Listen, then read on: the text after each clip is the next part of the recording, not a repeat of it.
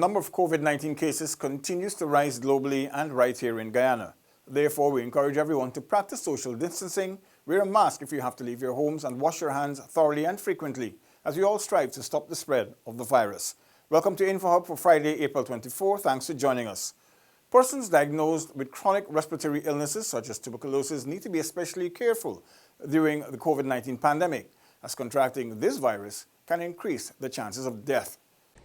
Signs and symptoms of TB include a cough that lasts for more than 3 weeks, fever, chest pain while breathing or coughing, among others. These are similar to that of COVID-19 and both have similar symptoms as the flu.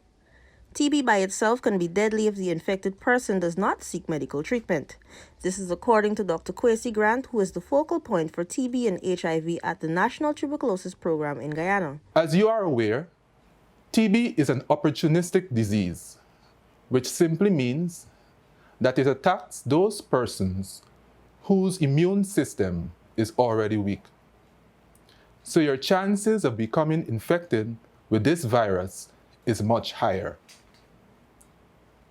If you are affected by both diseases, your immune system will not produce the full response needed to fight.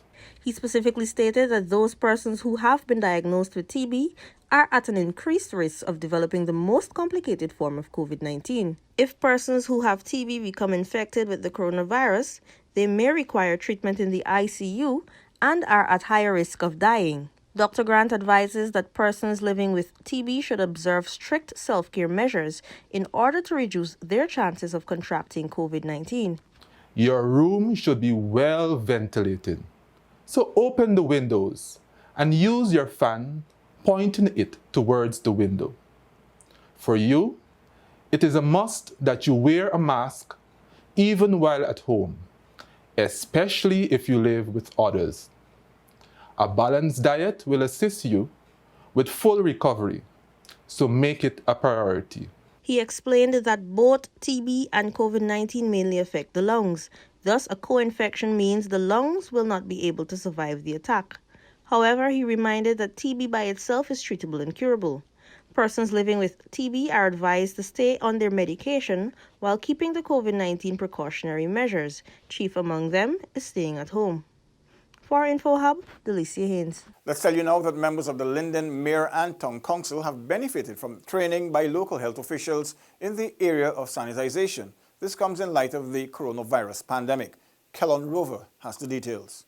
Linden Mayor, Her Worship Wanika Arundel, during a virtual interview with InfoHub on Thursday, said 8 staff members benefited from the training and will assist with educating others about the coronavirus.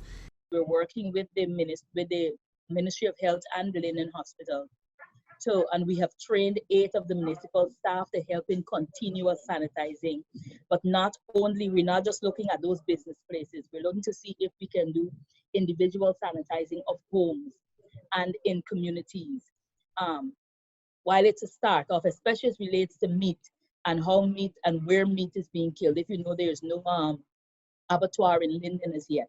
So a lot of persons would be killing those meat for market use, whether in their own self-made abattoirs.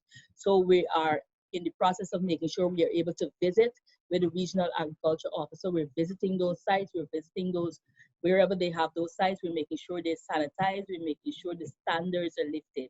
Mayor Arundel said residents are adhering to the nationwide curfew. I think the conflict came in the initial phase because we like New Amsterdam, we were closing down at 8. We told them they had the opportunity to stay out until 8. When the nationwide curfew came out and it was 6, we kind of started getting a battle on the roadways because persons were trying to understand. Person would call and say, which curfew? Do I go in at 6 or do I go in at 8? But we were able, within the 1 week space of time, we were able to go back to our radios and our television and to reshare that the national curfew now takes precedent over what we would have done as a town. And so we had to really put some stricter things in place to get persons to stay in. As it relates to the collection of revenues during this period, the Linden Town Council has seen a significant decline in payments. I know through the Guyana Association of Municipalities, we did make contact, we did write the government to kind of preempt that this would happen in municipalities, and we have asked the government to look and see, while they look at giving relief to others, if they can think of helping us to sustain the staff, at least to make sure our staff is paid through this time. The other small monies we collect, we are trying to make sure that the trucks are up, they have fuel, and that they're able to provide those general service that the township needs. Of course, we're waiting for that to come through from the government, that they will help us to support these municipalities. But that's where we are right now. We're low on funds, but you know what? The team is still turning out every day to work.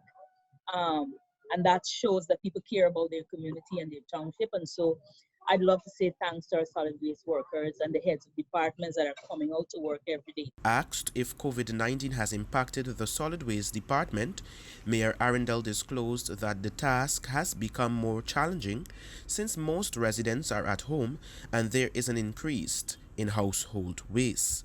The mayor assured that the solid waste workers are well equipped with the necessary protective gear while on duty. For InfoHub, I am Kellon Rover.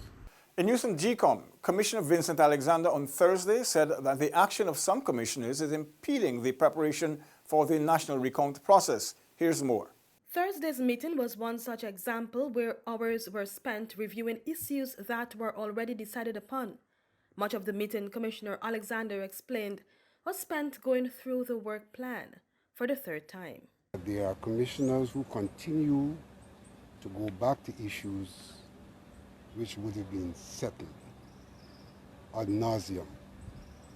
And so we spent almost the entire day from approximately 10 this morning to half an hour ago, going back through dotting I's and crossing T's in the work plan. Commissioners on Thursday sought to change the number of GCOM officials who should be present during the recount process. There were issues as well relating to how the results tabulated at the workstation should be exhibited. In his draft order to GCOM, PPP Commissioner Sesnarayan Gunaraj suggested that the commission should count districts 1 and 4 together and thereafter declare the results before moving to recount the other regions. To suggest that you want to do 4 and 1, and when 1 is done, which is 99 boxes, and 4 is 800 something boxes, to stop there on the line of 1, to continue 4, and to wait until 4 is done to declare 1 and 4, flies in the face of this argument we've been putting forward, that we need to do it as quickly as possible. The commission met again on Friday to finalize the amended order. For InfoHub, Alexis Rodney. More news after this short break. Stay with us. A face mask only works if it is put on, used, and removed properly. Before putting on a face mask, please do remember to wash your hands with adequate soap and water for at least 20 seconds, or use a hand sanitizer with 60% or more alcohol. This is an N95 face mask. Check your mask for holes and tears. Identify the top of the mask. Cup the mask in the palm of your hand with the metal strip at your fingertips and the elastic bands hanging loosely. Position the mask under your chin and covering your nose. Place the lower strap behind your neck. It must touch your neck. Place the upper strap to the top of your head. Untwist the straps. Use both hands to mold the shape of the nose piece by pushing downward and outward. Perform a fit check by checking the mask to see if there are any air leaks. Do not lower your mask to speak. You must not touch the front of your mask. If you do, then wash your hands immediately. When removing the face mask, remove the bottom elastic from behind, then the top elastic, ensuring that the elastic straps do not snap. Once again, do not touch the front of the mask. Throw the mask away in a bin with cover. Do not forget to wash your hands immediately. Remember, if your mask gets damp, replace it.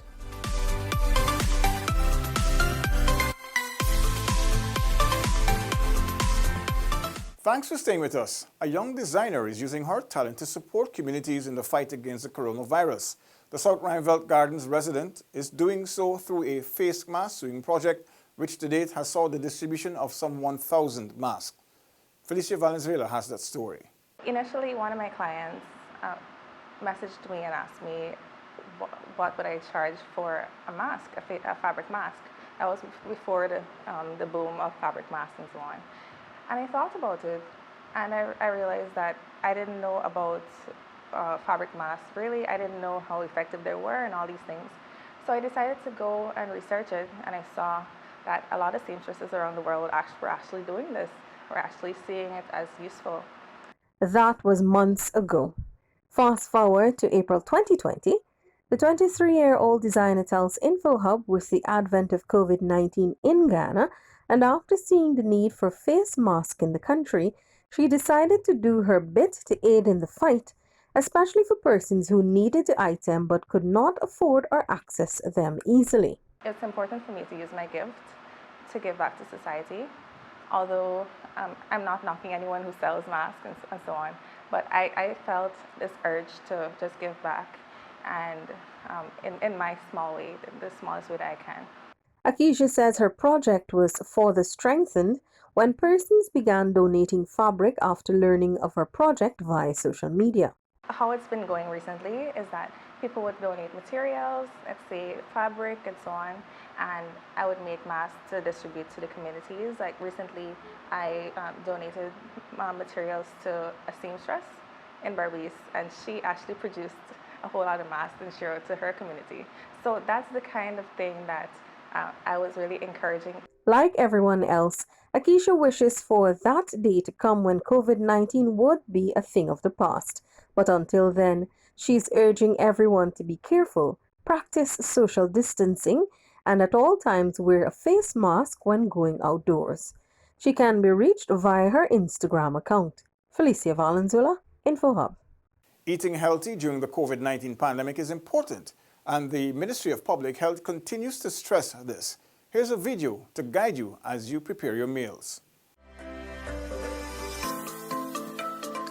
I am Ms. Dinty Conway, Director of the Food Policy Division, Ministry of Public Health. And nutrition, as you know, is important for keeping us healthy from birth to old age, and especially so during times of crisis, such as what we're experiencing here now with COVID-19 pandemic. Micronutrients found in our food provide essential vitamins and minerals which help to build our immune system. Today, we'll look at foods found in Guyana that have these essential vitamins and minerals. Vitamin A maintains the structure of the cells in the skin, respiratory tract, and gut. And some common foods with vitamin A in Guyana are eggs, cheese, oily fish like sardines and mackerel, whole grains and beans, nuts, and some flowers in Guyana. Vitamin B, particularly B6, B9, and 12, contribute to your body's first response once it has recognized a pathogen. And some common foods with vitamin B6, 9, and 12 are nuts, green leafy vegetables like pak choy, callaloo, fruits, any type of fruits, fish, chicken, meats, but in our portion sizes that is needed. Vitamins C and E help protect cells from oxidative stress. And in Guyana, some common sources of vitamin C are limes, carrots, tomatoes, guava, cherries, and one cherry has enough vitamin C for a person for the daily recommended intake. So you don't need any other supplement if you eat a cherry in Guyana. Vitamin D, you can get that from the sun, so you just need to spend a few minutes outdoors. But other sources of vitamin D include eggs, fish, and some milks in Guyana that are fortified. So these This vitamin is added to the milk. And then we have the minerals, iron, zinc, and selenium. And in Guyana, legumes, whole grains, seafood, meat, chicken, nuts, all of those have these essential minerals. We also have the various spices that we can use whilst cooking, so we can reduce the intake of salt because we don't want to, overconsume salt, especially during this time. So we use a lot of ginger, garlic, fresh seasoning that are available on the market. In addition to eating healthy, we need to really watch our portion sizes. For instance, this is what our plate should look like. Half of it should be fruits and vegetables, and the other half with some rice, and this is the exact amount of rice or macaroni or potato that you should be eating. And this is the exact amount of meat, if you're eating beef, beans, or chicken. So your chicken should be the size of like a pack of playing cards. If you can average the size of that, that is the size of the meat you should eat when you're having a meal, especially your main meal, which could be lunch. A tennis ball could be the tennis ball is the amount of rice or potato that you should have. So if you see it's in the palm of my hand, this is the amount of rice you should be eating at a serving. And a baseball is like the amount of potato. When you say serving size of potato, this is the amount that should be having, a little bigger than the tennis ball, but not too much bigger. And this size of cube is if you want to have some cheese. So this is just an example of the size of cheese that you should have at a meal. If you eat it with bread, this is the size. And one slice of bread looks like the case of a CD or DVD.